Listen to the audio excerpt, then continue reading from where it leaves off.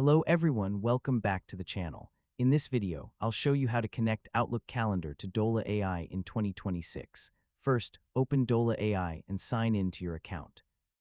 Once you're inside, go to the Calendar or Integration settings and look for the option to connect another calendar service. Select Outlook Calendar or the Microsoft Calendar option if it is available in your Dola account. Dola will then guide you through the connection process. When prompted, sign in with the Microsoft account that contains the Outlook calendar you want to connect. Make sure you choose the correct account, especially if you use multiple Microsoft accounts. Next, review the permissions requested by Dola. These permissions may allow Dola to access calendar information and perform supported calendar actions.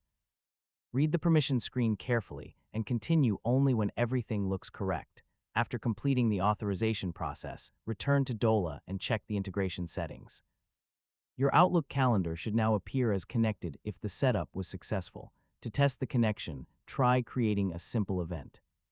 For example, you can tell Dola, schedule a meeting tomorrow at 3 p.m. for 30 minutes.